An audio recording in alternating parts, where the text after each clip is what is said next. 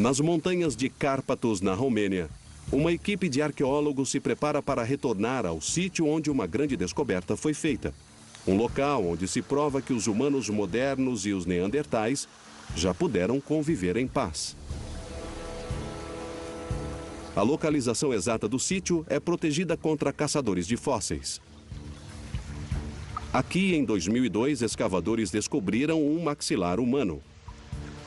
Isso levou a uma escavação de 3 anos, conduzida por um grupo de arqueólogos treinados em exploração de cavernas. É absolutamente primitivo. Você ter a oportunidade de estudar um sítio que é completamente novo e intocado é muito, muito raro na vida de um cientista.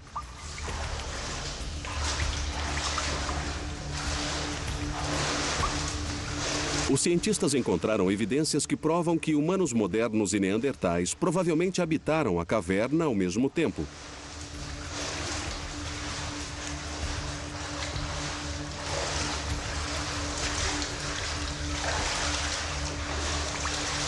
A equipe recria os passos que os levam em uma direção bem escura, passando por uma corrente de água. À medida que vão mais fundo na montanha, as paredes da caverna se estreitam e a água sobe. Não existe outra forma de entrar na caverna, a não ser por esse local frio e molhado e também muito perigoso.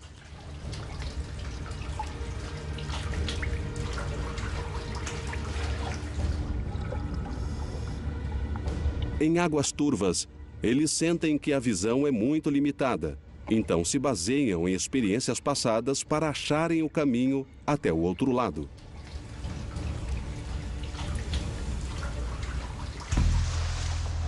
Uma vez dentro, eles encontram a caverna com passagens por pequenas câmaras.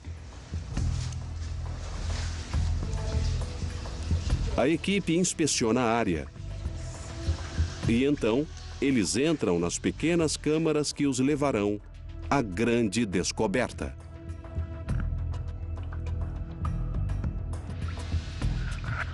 Mas o caminho está bloqueado por água, que inundou a caverna por baixo. Você está naquela passagem minúscula completamente sozinho. Se você ficar preso em algum lugar, não existe uma forma de escapar. Nossa! Bacana. Então, se alguma coisa acontecer, você morre. Por medidas de segurança, os cientistas são obrigados a encurtar a expedição. Mas, há 10 anos, a equipe passou por essa passagem precária e entrou nas câmaras.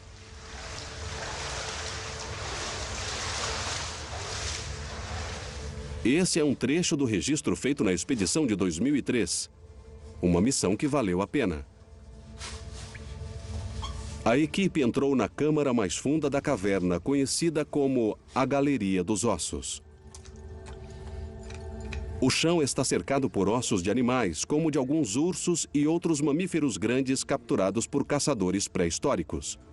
Podemos observar outros tipos de ossos aqui.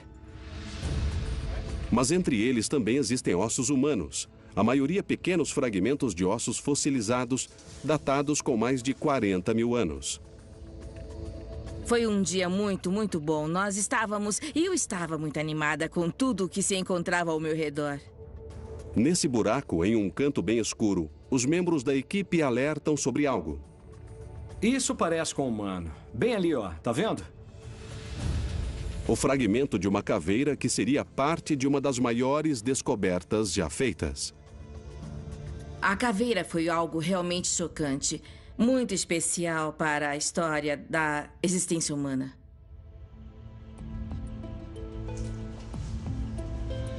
Hoje em dia, no Instituto de Espeleologia de Bucareste, a preciosidade é mantida dentro de um cofre fechado, monitorado constantemente pelo paleontólogo Silvio Constantin.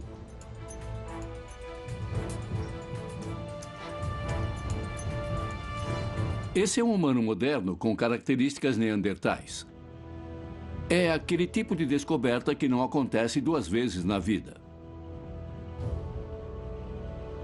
A reconstrução envolveu Constantin e sua equipe e levou cerca de 3 anos até chegar a uma característica exata. Ele tem uma face alongada que não é muito comum em humanos modernos. Os dentes também são diferentes. O tamanho deles é muito grande para um sapiens moderno. É um tamanho bem mais próximo dos dentes de um Neandertal. E então a característica mais surpreendente de todas. Quando você olha aqui atrás, vê que existe essa proeminência occipital. A protuberância protege o lóbulo occipital, onde as informações visuais são processadas. A única área maior no cérebro dos neandertais do que o nosso. Não é típico em um sapiens, mas é comum em um neandertal. Esse talvez seja o elo perdido entre os sapiens e os neandertais. Para Constantin, as possibilidades são tentadoras. Imagine humanos modernos tendo um bom relacionamento com seus vizinhos neandertais.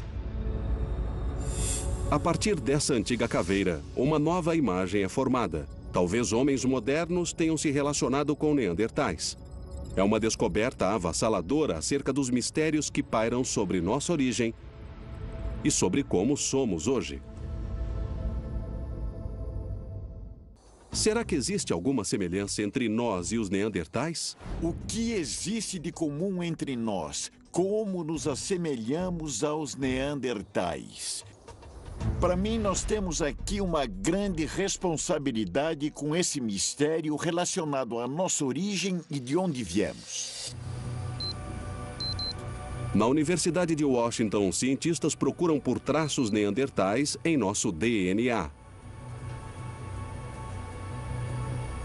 O DNA é simplesmente incrível. É uma molécula que carrega várias informações. É como se estivéssemos lendo um livro onde as histórias do nosso passado estão escritas nele.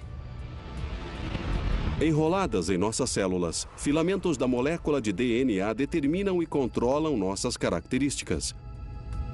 Um conjunto completo de DNA forma um genoma. O genoma determina especificamente as características do corpo, do psicológico e do organismo. É o que faz humanos, humanos e neandertais, neandertais. Em 2010, cientistas mapearam o genoma neandertal. E quando compararam com o genoma de um homem moderno, eles fizeram uma descoberta surpreendente. Basicamente, todo mundo fora da África tem uma descendência neandertal. Esse número varia um pouco pela população, mas provavelmente por indivíduo está em torno de 1,9 a 2,1% do genoma. Dentro de nossas células, os neandertais ainda permanecem vivos. Nós herdamos essas sequências por meio de hibridação e não apenas por uma ancestralidade comum que remonta a mais de 500 mil de anos. 80 mil anos atrás. A hibridação ou intercruzamento aconteceu por volta de 60 mil anos atrás, quando os humanos modernos tiveram seu primeiro contato com neandertais. Os descendentes dessa hibridação se espalharam e ocuparam boa parte do globo, mas como os neandertais em si, nunca se estabeleceram na África. As chances de existirem um ancestral neandertal na África são nulas. Eike e sua equipe procuraram sistematicamente por partes em nosso DNA que tenhamos herdado dos neandertais. Em 2014, eles compararam uma amostra de DNA encontrada em ossos neandertais com o genoma de mais de 700 pessoas vivas. O que é mais interessante nisso é que 2% do genoma que eu herdei de um neandertal pode ser diferente dos 2% que você herdou. Somando os diferentes genes neandertais que as pessoas possuem hoje, revelam que boa parte do legado genético neandertal ainda existe. Aproximadamente cerca de 30% do genoma neandertal pode ser encontrado em indivíduos hoje.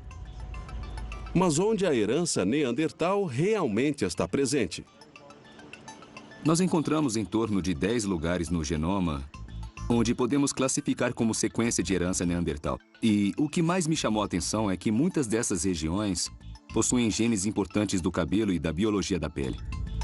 Um exemplo é o gene conhecido por influenciar a pigmentação da pele. Em pessoas de ascendência europeia, a pele clara é possivelmente uma herança dos neandertais. Em certos lugares do gene, indivíduos europeus são mais neandertais do que são humanos modernos. Cabelo liso talvez seja uma outra herança dos neandertais. É óbvio que o fato do cabelo ou a biologia da pele dos neandertais tenha beneficiado de alguma forma nossos ancestrais. Talvez tenha ajudado nossos ancestrais a sobreviver nesses lugares onde o clima é bem frio.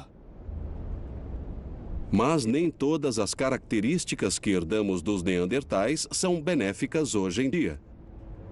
Alguns estudos sugerem que sequências neandertais em europeus fazem um papel importante em genes que influenciam a biologia mais obesa. Hoje, esse antigo traço pode estar contribuindo para uma epidemia de obesidade.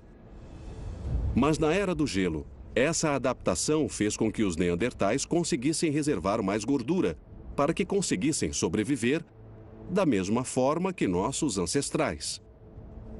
À medida que chegávamos a esses ambientes, a hibridação com os neandertais possibilitou que fizéssemos versões de genes e sequências que já havíamos adaptado para esses locais. E essa foi uma forma dos nossos ancestrais se adaptarem rapidamente a diferentes condições climáticas da região. Mas isso apenas contribui para o mistério do desaparecimento neandertal. Se a adaptação genética contribuiu para a sua sobrevivência, por que os neandertais se extinguiram? É realmente um grande mistério o processo que ocorreu até o desaparecimento completo. Eles tinham uma longa jornada e simplesmente desapareceram. Uma pista talvez revele onde os humanos modernos e os neandertais viveram. 40 mil anos atrás, os humanos modernos habitaram a África, Ásia, Europa e até a Austrália. Sua população havia chegado a pouco mais de centenas de milhares. Os neandertais nunca ultrapassaram a casa dos 100 mil.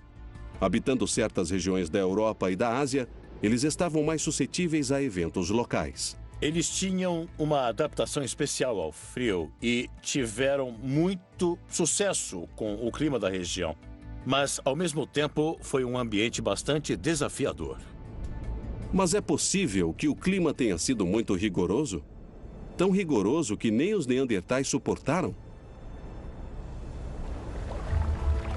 Esse lago vulcânico ao sul da Alemanha contém resíduos que datam a época em que os neandertais habitavam a região. Uma preciosidade climática que remete a mais de 100 mil anos atrás. Aqui, paleoclimatologistas da Universidade de Mainz vão a dezenas de metros abaixo da superfície para extrair amostras de pedras sedimentares.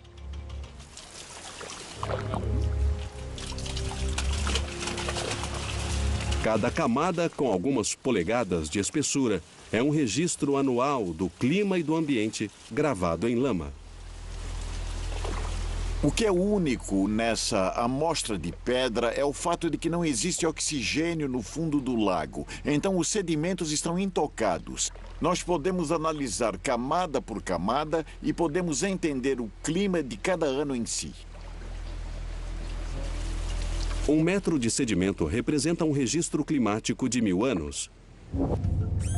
Camadas escuras possuem traços de vegetais deteriorados, um sinal da época em que a floresta cobriu a área. Camadas claras marcam períodos de frio, quando a terra ficou estéril e praticamente congelada. Vemos mudanças climáticas, muito quente, depois frio, mudou em 10 anos. Os neandertais aqui viveram em um mundo de floresta aberta e de repente era apenas uma planície. Há 40 mil anos, o mundo dos neandertais estava prestes a desaparecer, assim como as regiões em que costumavam arranjar alimentos. E o pior ainda estava por vir. Há 40 mil anos, séculos de mudanças radicais no clima devastaram a Europa, transformando os locais de caça dos neandertais em verdadeiros amontoados de neve. Ao norte, inúmeros neandertais pereceram por conta do frio e da fome. Mas os neandertais sabiam lidar com as adversidades. Mudar. Às vezes centenas de quilômetros para longe de suas terras. Longe da proteção das cavernas, os neandertais ergueram tendas feitas de couro. Adaptações, estratégias de sobrevivência e habilidades desenvolvidas ao longo de 300 mil anos faziam deles capazes de enfrentar o frio extremo e a neve incontrolável. Era um cenário desafiador. Era desafiador em termos de clima e eles enfrentaram essas mudanças e eles sobreviveram a elas. Mas os séculos de mudanças climáticas impiedosas fizeram um grande estrago.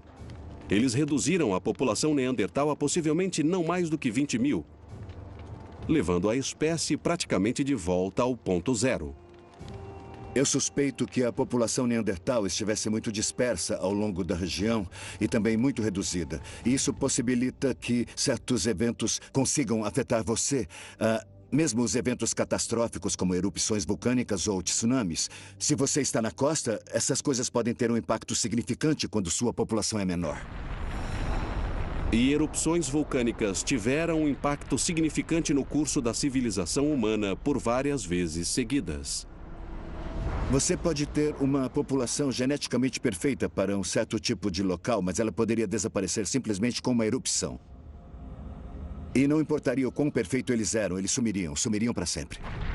Será que uma erupção vulcânica pôs um fim aos últimos neandertais? O manto de gelo da Groenlândia pode nos dar a resposta. O gelo aqui forma um manto branco, armazenando diferentes camadas com anos de registros climáticos antigos.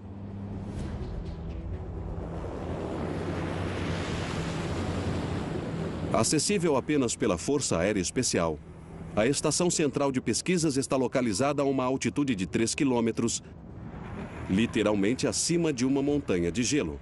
Aqui, cientistas como Gene White escavam centenas de quilômetros abaixo para extrair amostras da parte mais funda possível. Imagine essa neve que nunca derreteu e imagine essa neve que continua caindo, caindo e caindo. Em lugares como a Groenlândia, onde temos metros de neve acumuladas por ano, esses registros remetem a talvez 150 ou 160 mil anos. Quando extraídas, gases e sedimentos armazenados no gelo mostrarão uma imagem clara da história do nosso planeta. Medimos a temperatura, então muita poeira deve ter entrado, composições da atmosfera, quanto metano, quanto de CO2. Então, se um vulcão gigante realmente existiu, ele lançou cinzas na atmosfera, ele também lançou sulfato na atmosfera. E nós vamos ser capazes de voltar no tempo e dizer, sim, existiu um vulcão naquela época. Núcleos de gelo retirados do manto de gelo da Groenlândia viajam centenas de quilômetros até chegarem ao Laboratório Nacional de Núcleos de Gelo em Denver, Colorado. Ele possui 18 quilômetros de amostras de núcleos de gelo, esperando para serem estudados. Esse é o nosso cofre de núcleos de gelo, nossa maior preciosidade. É o que temos de mais valioso aqui. O geólogo Gene White tem acesso livre às amostras de núcleos de gelo da época aproximada ao desaparecimento dos neandertais. Esse é o núcleo de aproximadamente 39 mil anos, não é? É sim. Ótimo. White está à frente das pesquisas em núcleos de gelo desde 1980. Ele sabe como ler os sinais escondidos entre essas camadas de gelo. Então, os neandertais estavam vivos quando esse núcleo se formou, o que é bem legal, bem interessante. Dessa vez, ele irá procurar por componentes químicos ligados a uma erupção vulcânica. Cinzas, fragmentos vulcânicos e compostos de enxofre. Tudo o que for relativo a uma erupção pode estar armazenado neste núcleo de gelo. Este aqui tem diversas faixas. Existem vários aspectos nessa camada que podem estar ligados a um evento vulcânico. Sim, eu vejo um grupo bem grande aqui. São camadas finas e uma outra bem aqui desse lado. Os grupos são inusitados. Aparentemente são faixas escuras de depósitos microscópicos armazenados no gelo. Lá no laboratório a gente vai conseguir ver melhor. Tudo Tem bem. alguma coisa interessante aqui. De volta ao laboratório, o núcleo de gelo é derretido, camada por camada. O que nós estamos fazendo aqui é analisando semana por semana, mês por mês, ano por ano, a neve que caiu. E então ela vai para essa máquina e aí vai ser avaliada. Partículas e substâncias químicas antes armazenadas no gelo agora são isoladas e avaliadas. Eu até imagino que os neandertais ficariam bem surpresos com tudo que vissem aqui. Mas provavelmente não mais surpresos pelo fato de que saberemos o que aconteceu com eles. Finalmente, o gelo revela o seu segredo escondido. Vestígios de uma erupção vulcânica. Nós não vimos cinzas ou algo do tipo na Groenlândia, mas nós podemos ver o sulfato da erupção. E nós sabemos que ocorreu no mesmo tempo onde temos essa queda brusca no resfriamento do núcleo de gelo bem aqui. Uma indicação clara de uma erupção violenta com consequências drásticas. Isso foi um evento vulcânico e que certamente foi um dos maiores em centenas de milhares de anos. Essa foi uma época bem difícil de se viver. Seria essa a peça-chave? E ela poderia finalmente explicar o mistério do desaparecimento neandertal?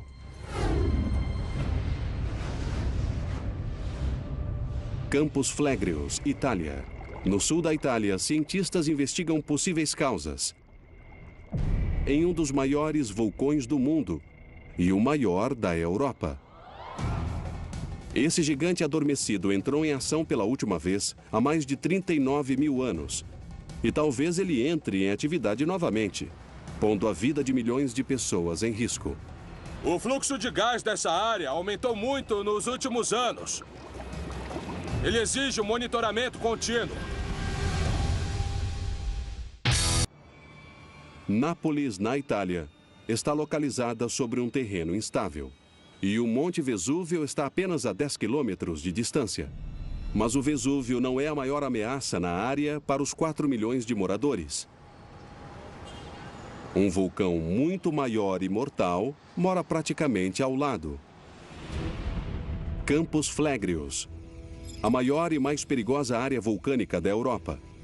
A caldeira possui 12 quilômetros de largura, a maior parte abaixo da superfície do mar Mediterrâneo. Esse é um supervulcão. No Observatório de Vulcanologia em Nápoles, cientistas investigam cada parte deste vulcão furioso. Medidores de maré analisam o nível exato do fundo do mar, enquanto sismógrafos procuram por qualquer sinal de abalo sísmico. É necessário ter um monitoramento constante dele. Imagine que abaixo da caldeira existe uma população de aproximadamente 4 milhões de pessoas vivendo lá. Dentro da caldeira, gases sulfúricos nocivos emergem das rachaduras da superfície. Nas piscinas, a lama vulcânica está fervendo. Tão quente que a temperatura chega a 150 graus Celsius. Cientistas registram qualquer sinal de atividade alarmante. O fluxo de gás dessa área aumentou muito nos últimos anos. O chão, no momento, está crescendo. Ele exige um monitoramento contínuo. Nos últimos 30 anos, o solo em torno dos Campos Flegreus se elevou a cerca de pouco mais de 2 metros. O vulcão está tão ativo que já forçou alguns moradores a deixarem suas casas. Venha comigo. Vou mostrar para vocês um fenômeno bem interessante nessa casa abandonada. Vocês podem ver o quão agressivos são esses compostos de enxofre. Uau! O enxofre e os gases forçaram tanto a subida pelo chão que entraram pelas paredes. Nossa, muito quente. Deve estar uns 30 graus. Não, bem mais. Talvez uns 40. Mas o agente mais perigoso está bem longe.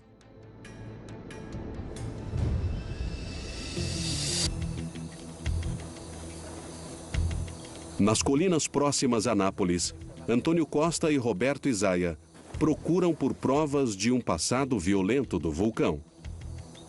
Traços de uma antiga erupção que possa estar conectada com a extinção dos neandertais. Não se esqueça da ferramenta que eu pedi, tá bom? Então essa é a camada de que falávamos antes, tá vendo? Aquela ali. Esse penhasco possui pelo menos 60 metros de altura. Ele foi moldado por detritos vulcânicos em uma única erupção. Eles irão subir até o ponto isolado mais alto dessa explosão.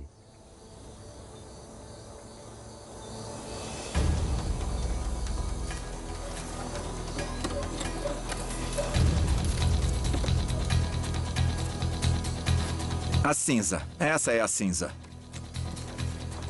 As cinzas desse penhasco já foram datadas com mais de 39 mil anos. A época em que os neandertais teriam desaparecido de vez do planeta. Cinzas como essas, cinzas bem finas como essas, dá para ter uma noção de que elas percorrem praticamente todo o Mediterrâneo Oriental para bem longe da área dos Campos Flegrios. Mas essa potente erupção foi o bastante para acabar com os neandertais?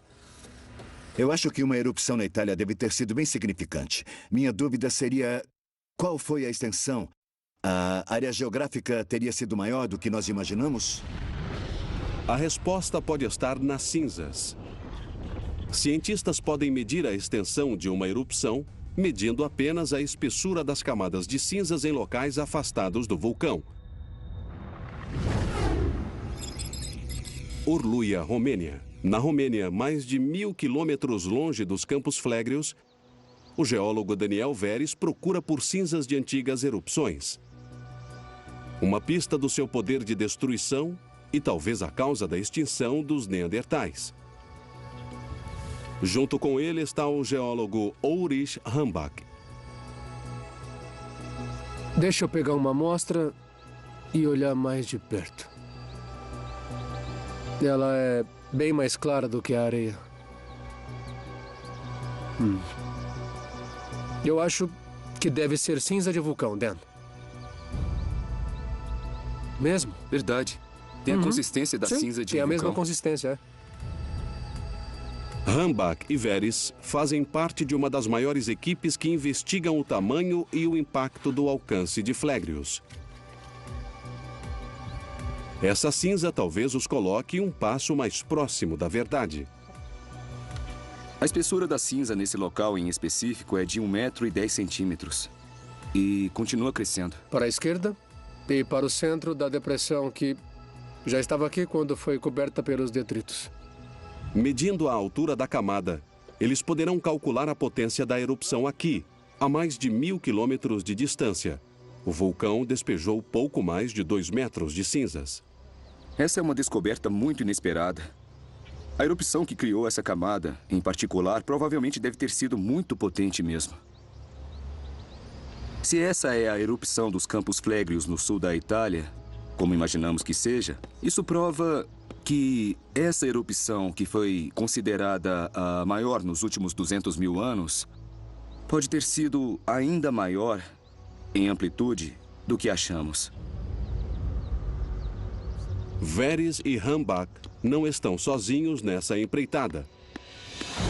Ao longo do Mediterrâneo, da Rússia até a Ásia, cientistas encontraram e analisaram cinzas datadas com mais de 39 mil anos. Amostras foram enviadas à Universidade de Bayreuth, na Alemanha. Aqui, Hambach as está analisando para determinar se elas vieram originalmente de uma erupção nos Campos Flegrios. Toda cinza vulcânica possui características químicas próprias que permanecem intactas onde quer que estejam. Usando um scanner de elétrons e um feixe de raios-x, Hambach e seus colegas criaram perfis químicos específicos para cada amostra. Estamos bem curiosos. Esperamos que os resultados combinem com a erupção na Itália. Os testes revelam que os componentes químicos das amostras de cinzas escondem um fato surpreendente. Cada amostra possui um perfil químico idêntico. Um perfil que combina com uma erupção específica. A erupção dos Campos Flegrios.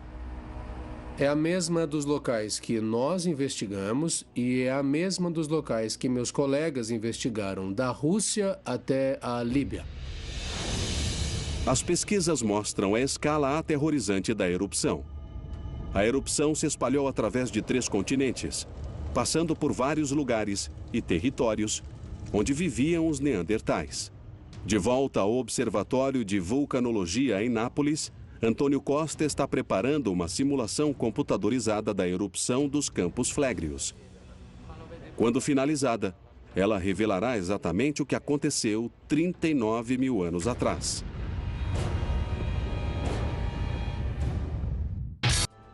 A simulação mostra a verdadeira potência da erupção. Pela primeira vez, nós podemos estimar a duração dessa erupção. Nós estimamos que a erupção durou de 2 a 4 dias. Usando essa simulação, os cientistas podem de fato entender o que aconteceu. 39 mil anos atrás.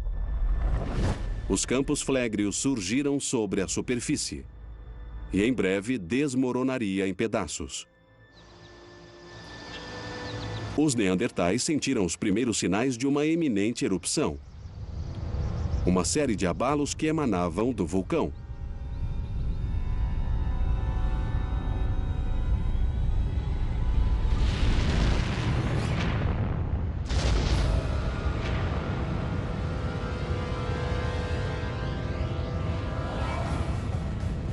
É a erupção mais poderosa em toda a Europa nos últimos 200 mil anos.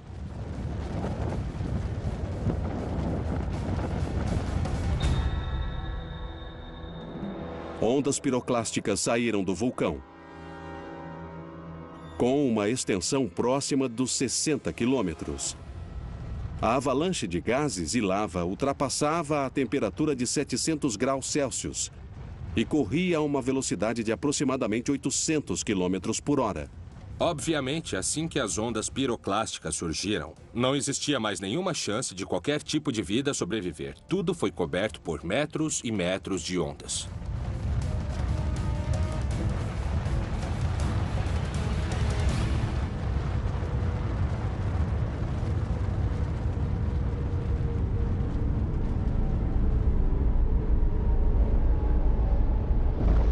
Uma nuvem vulcânica em forma de cogumelo, de gases e detritos quentes, chegou a atingir a atmosfera terrestre. Uma grossa camada de cinzas envolveu parte do sul e leste europeu. E em poucos dias ela se espalhou pela Ásia Central e o Oriente Médio. Como os humanos modernos estavam espalhados pelo planeta, os neandertais estavam confinados na Europa e na Ásia Central, as regiões mais impactadas pela erupção. Sendo assim, não havia como escapar. Pelo menos milhões de quilômetros quadrados foram cobertos por uma camada de ao menos meio centímetro de cinza. A nuvem de fumaça encobriu o Sol por semanas. E uma nuvem de cinzas caiu por uma área que hoje iria da Rússia até o norte da África. As condições na Europa naquela época já eram bem difíceis. E mesmo com tudo isso, nós ainda tivemos um inverno vulcânico. Nas áreas atingidas, os neandertais e os humanos modernos enfrentaram uma morte lenta e torturante. Mesmo a camada mais fina de cinzas foi capaz de exterminar completamente toda a vegetação que existia naquela época. A nuvem de fumaça, além de bloquear a luz do sol e o oxigênio, também continha altos níveis de flúor, um composto químico mortal para a vegetação. Quando a vegetação morre e animais morrem, os humanos não conseguem encontrar alimentos. Muitos neandertais emagreceram e morreram lentamente de fome. Outros desenvolveram sintomas de envenenamento por flúor, fadiga crônica, náuseas e então morreram. Os primeiros a morrer eram as crianças e os idosos, desprovidos de comida e luz, até mesmo os mais fortes não sobreviveram por muito tempo.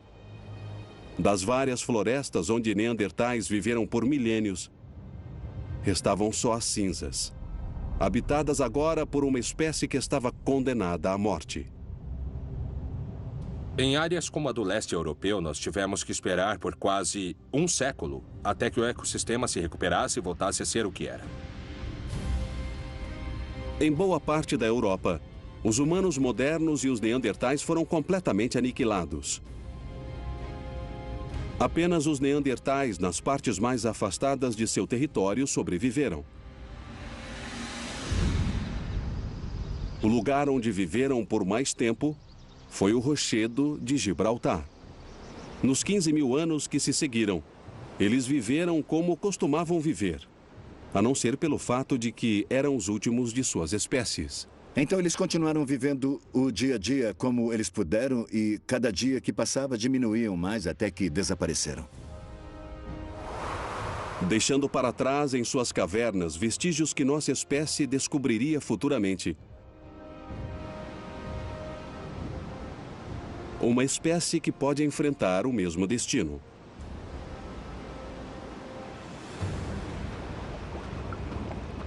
Hoje, 39 mil anos depois dessa catastrófica erupção, os campos flegreos continuam em fúria. Uma erupção como aquela pode não acontecer tão cedo novamente. Mas se acontecer, pode eliminar um continente inteiro. E os vulcanologistas estão em alerta. A composição do gás mudou recentemente. E ela contém mais componentes magmáticos. Nós fazemos um monitoramento a cada 2 semanas.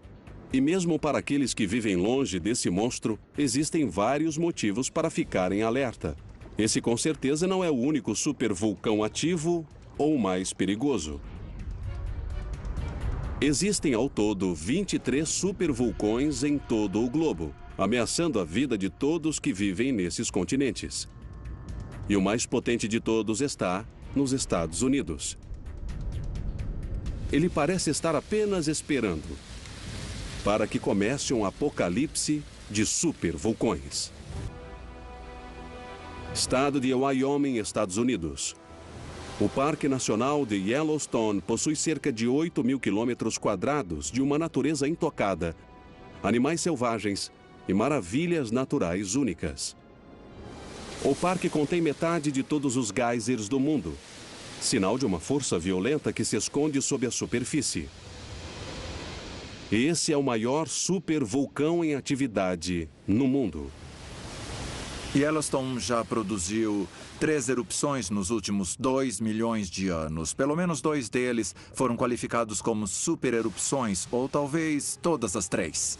Os geólogos do parque estimam que o vulcão entra em erupção a cada 600 ou 800 mil anos. A última vez foi há 640 mil anos atrás. Yellowstone pode estar se preparando para a próxima. Nós sabemos que as câmaras de magma estão próximas de um ponto que pode entrar em erupção. Baseado nas pesquisas geológicas dos Estados Unidos, uma erupção teria consequências catastróficas, lançando cinzas e lava por todo o entorno da região, destruindo tudo o que encontrasse. Bilhões de detritos vulcânicos seriam despejados na atmosfera, formando uma vasta nuvem de cinzas. Levada pelo vento, provavelmente percorreria mais de 3 mil quilômetros a partir do ponto central, envolvendo a maior parte da América do Norte e uma manta de cinzas. Uma supererupção literalmente mudaria a aparência da América do Norte. Por todo o país, plantas e animais iriam morrer, limitando o acesso da América a alimentos. Compostos de enxofre iriam envenenar todo o suprimento de água. Queimando em cinzas e detritos, estradas e muitas infraestruturas seriam danificadas, cortando o acesso às cidades grandes da costa leste, dificultando a busca por sobreviventes. Em algumas semanas, a maior potência do mundo iria sucumbir. E a devastação não ficaria apenas na América do Norte. Essa supererupção lançaria um grande número de materiais na atmosfera. Isso provavelmente afetaria todo o globo. Pelo mundo, o Sol iria parecer mais fraco. Sua luz ficaria ofuscada pelos detritos vulcânicos lançados na atmosfera. Seria o precursor da fase negra de um cataclisma, O inverno vulcânico, um período de frio que duraria por anos. Especialistas acreditam que uma erupção em Yellowstone resultaria em uma devastação global na agricultura e causaria uma enorme falta de alimentos e a fome generalizada. A existência da civilização estaria ameaçada. Isso mudaria todo o planeta. Mas eu acredito que o ser humano é persistente. Eu acredito na nossa capacidade de poder sobreviver a essas coisas. E tudo indica que nós conseguiríamos. Pela mesma razão que nossa espécie sobreviveu a uma erupção que acabou com os neandertais. Nós chegamos a todos os cantos do mundo. Nós continuamos em frente após um cataclisma que devastou 2 continentes. Já os neandertais, uma espécie que não se espalhou pelo globo, não conseguiu. Acho que eles estavam na hora errada e no lugar errado. E uma população sobreviveu, a nossa. Eles não morreram porque eram intelectualmente inferiores. Eles viveram uma vida que muitas pessoas vivem hoje em dia. Eles não se organizavam em grandes sociedades como fazemos atualmente, mas quando olhamos o modo que enfrentavam suas limitações, eles eram perfeitos humanos. Eles dominaram o planeta por 100 mil anos, muito mais do que os humanos modernos até então. Se existisse uma calçada da fama da humanidade, os neandertais absolutamente fariam parte dela. Afinal, devemos a eles estarmos aqui. Nós devemos ser muito gratos aos neandertais porque eles nos ajudaram a sobreviver e reproduzir a partir do momento que saíram da África e enfrentaram novos ambientes. Eles fizeram um papel muito importante na evolução humana. E o seu legado permanece vivo em cada um de nós. Podemos dizer que nós conhecemos os neandertais porque estão aqui dentro. Os neandertais reinaram por 300 mil anos. Mas, se sobreviveremos tanto tempo, ainda é um mistério. Eu acho que é uma questão de sorte e... É como eu costumo dizer, se tivesse sido de outra forma, nós seríamos neandertais, falando agora da extinção de outras pessoas. Eu acho que não reconheceríamos um neandertal hoje se ele estivesse andando pela rua. Não só se encaixariam perfeitamente nessa sociedade moderna, como também seriam profissionais muito melhores do que nós. Nós somos a única espécie humana hoje no planeta, mas os neandertais ainda vivem em nosso DNA, talvez fortalecendo nossas habilidades em enfrentar os desafios da vida na Terra, para enfim sobreviver.